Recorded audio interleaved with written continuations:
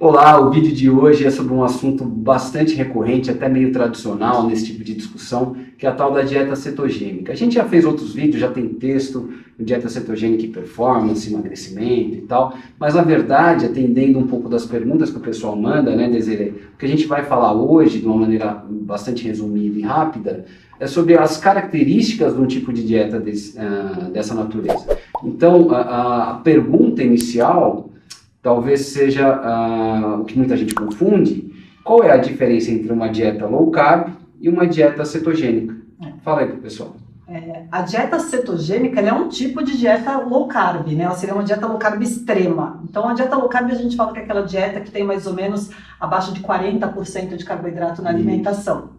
A dieta cetogênica, ela vai ter no máximo 50 gramas de carboidrato por dia na alimentação. Ou seja, 50 gramas, multiplicando por 4, né, por cada grama de carboidrato são 4 calorias, são no máximo 200 calorias por dia de carboidratos, né, durante tudo que você vai comer. Então, no máximo, isso vai somar... Uma dieta de 2.000, nós estamos falando em 10%. 10%, exatamente. Bastante 10% reduzido, calórico. né? É muito pouco. Mas, além disso, tem outros pontos importantes para caracterizar uma dieta cetogênica de fato. Não Isso, tem? porque assim, hoje em dia, né, com a moda da dieta low carb, da dieta cetogênica também, é muito comum a pessoa falar, tô fazendo dieta cetogênica. E normalmente não tá, porque 10%. Porque é muito pouco mesmo. Então, uma dieta cetogênica, primeiro que a pessoa não começa assim, comecei dieta cetogênica hoje, já estou em cetose. Porque é isso, a característica principal da dieta cetogênica é a pessoa estar no estado metabólico de cetose. Isso. Que é o que a cetose? Você quer explicar para eles o que é cetose?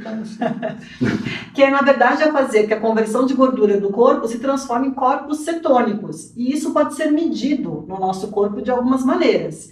A primeira delas, para saber se uma pessoa está em cetose, né, a clássica é o bafinho. Tem aquele cheirinho, né, é o hálito. Mas o hálito, ele é um indicativo pobre, um indicativo fraco, porque você pode ter mau hálito, de outras condições. gastrite, por exemplo, né? Então pode ser, não escova os dentes, Opa. né, não passa fio dental. Então o que acontece? Vários fatores podem causar mau hálito que não sejam necessariamente a cetose. Outro modo é a pessoa ficar com muita sede, né? Então esse é um fator também que pode... Esses são sinais, né? Sinais e sintomas. Isso. Mas quando a gente fala de metabolismo mesmo, metabolicamente, maneiras de aferir se a pessoa está em cetose é principalmente pela urina, né? Então tem, por exemplo, um fiozinho, tipo esses de piscina, Sim. que você coloca na urina e você pode medir o teor de cetose. Não é o de pH, tá, gente? É um específico para isso. Tem o exame de sangue que você pode fazer no laboratório, a urina tipo 1 mesmo, né? Quando a gente faz tem concentrações, né, para você determinar que o sujeito está em cetose. Exatamente, tem as concentrações ideais da urina. E no sangue tem um aparelhinho parecido com aquele de diabetes, que você faz um furinho, que esse é o mais clássico, né? Então a pessoa faz um furinho, pega uma gota de sangue, põe lá no aparelhinho, né? Põe na fita e põe no aparelhinho e vê qual que é o nível de cetose que ela está no sangue. Para ser considerado que a pessoa está em cetose, ou seja, que a dieta cetogênica está efetiva, ela tem que estar com uma concentração de cetose de mais ou menos de 0,5 milimols por litro até 3, né? Que é o comum de se encontrar. Então, é só assim que a pessoa sabe que ela está. Porque às vezes a pessoa ela pode consumir 50 gramas de carboidrato e não estar em cetose. Sim. Mas aí, ou levar isso também é importante, que nem todo mundo vai entrar em cetose exatamente no mesmo momento a partir do início dessa restrição de carboidrato na dieta. Né? Exato, você falou, a pessoa não é que ela já comecei a fazer dieta e estou em cetose. Isso pode variar também de indivíduo para indivíduo, numa certa faixa. Na cetose, como vocês perceberam que a gente falou, é baixa disponibilidade de carboidrato no sangue, então, no corpo. Então a pessoa para de utilizar carboidrato como fonte de energia, ou utiliza de uma maneira muito, né, como se diz, muito diminuída em comparação a estados normais, a outro estado, né? Não que esse estado não seja normal, é outra discussão isso, mas que é uma concentração muito diminuída, gente. Tem que parar. Vocês são idiotas. Então, assim, tem pouca disponibilidade de carboidrato para o organismo utilizar. Então, o que ele faz? Ele utiliza gordura. Só que é tanta gordura que tem ali disponível para esse corpo utilizar que ele começa a fazer essa conversão. De um modo muito simples isso, né? Começa a converter em corpos cetônicos. Né? O excedente que você não oxida, que você mobiliza. Que você não queimou, né? Mas você não oxida tudo que é mobilizado. Então, parte dessa gordura é convertida em corpos cetônicos. Exatamente. Então, para você saber se você está nesse estado de cetose, tem que ter bastante essa gordura acumulada, que que é transformada, né, convertida em corpos cetônicos. A grande questão é se tem um benefício ou não. E aí, por exemplo, se tem um benefício a mais de fazer uma dieta cetogênica em comparação a uma dieta low carb. Isso os estudos ainda estão mostrando e tem alguns textos no blog, como você falou. É só vocês irem lá na ferramenta de busca lá do blog mesmo. Uma outra coisa que eu acho importante falar é o seguinte. Então, demora para a pessoa entrar em cetose, mas, por exemplo, se a pessoa come um pão francês no meio da manhã, sei lá, se ela excede um pouquinho a mais, né? Então ela está fazendo dieta cetogênica, ela incluiu, além disso, um pão francês.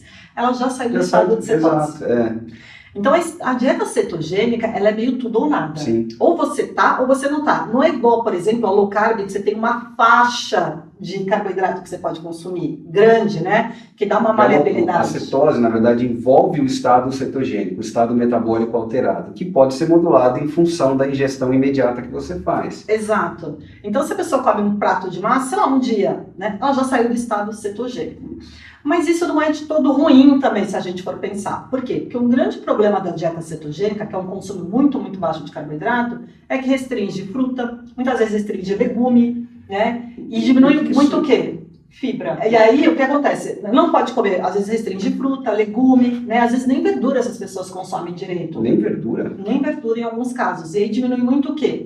Elas ficam comendo a unha, carne, queijo, né? Em alguns tipos de queijo, bacon e ovos. É isso que elas comem o dia inteiro. Então, a alimentação delas fica muito monótona. E eu já recebi até no consultório casos de pacientes que tiveram constipação muito pesada, se formou até um fecaloma. E aí, depois, desenvolveu até hemorroida em alguns casos. Enfim, ficou com muita constipação mesmo. Então, ela é um perigo até no longo prazo, se ela não for feita da maneira correta. Você tem casos recorrentes de pacientes assim no consultório? Já tive alguns, tá? Um por mês, pelo menos, não é tão recorrente assim de ter, né? Um por mês, pelo menos, chega até parar no hospital. Puxa vida. Com um problema muito sério no intestinal. Então, assim, tem que ficar muito atento. Tem alguns protocolos de cetogênica que até dá fibras, sachê de fibra para a pessoa consumir por dia, para garantir essa saúde intestinal. Tá. Mas aí é super importante fazer bem acompanhado. Mas quando você falou, saindo do assunto total, você está falando de saúde intestinal, vamos viajar muito nisso. Tá. Mas você está falando de trânsito, não de saúde, porque você já vai ter alterado, sim, né? Bastante. Porque quando você diminui a variabilidade da sua alimentação, você também altera toda a composição de bactérias no seu intestino. Você pode até garantir o trânsito, mas não a colônia de bactérias do seu intestino.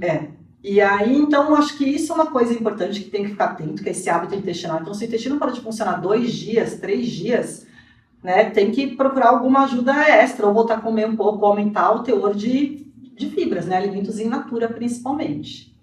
E aí, tem a outra questão que a gente tinha comentado um pouquinho antes, que é comportamento. A grande questão é por que a pessoa quer fazer esse tipo de dieta tão restritiva, né?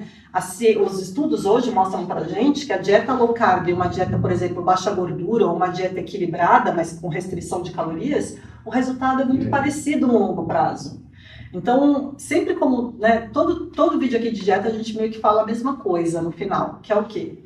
Faça uma dieta que você tenha consciência que você consegue manter para sempre. Seja sustentável, né? Que seja sustentável. Então, se você acha que é uma possibilidade para você e você tem esse autoconhecimento, é muito importante. Mas eu já recebi também caso no consultório, Mimi, de paciente que tentou fazer uma cetogênica, conseguiu ficar, sei lá, uma semana.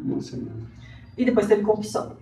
Então, era isso que eu estava pensando, porque o rebote deve ser terrível, né? Porque envolve uma restrição bastante grande de um baita grupo de alimentos. Exato. E não é que uma dieta bem feita, cetogênica, ela consegue sim ter verduras, consegue sim, a pessoa consegue ter uma variedade, mas tem um grupo inteiro de alimentos que a pessoa está proibida de comer. E são grupos de fácil acesso, de muita disponibilidade. É do nosso cotidiano, aliás, né? Exato. Então, assim, vai numa padaria, né? Você está sentindo o cheiro do pão. Vai na casa de um amigo, vai ter aperitivo. Então, assim, chega uma hora que a pessoa não consegue mais fazer essa restrição e quando ela começa a comer, às vezes é como ela ter perda de controle e comer uma quantidade de comida que ela não comeria em uma situação normal.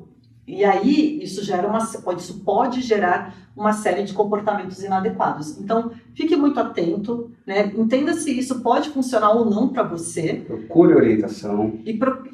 Mas procure orientação de pessoas que vocês acham que tem um certo cuidado. Bom senso. Bom senso. Porque hoje em dia, eu acho que Porque tem gente que vai vender isso como solução. Exato. Né? E parece que hoje é uma seita, né? Exato. Então já tem que tomar um certo cuidado com quem está vendendo isso como solução. Exato. Então, só isso, gente. Tenham muito cuidado e bom senso para o que você acha que pode funcionar de fato para você no longo prazo.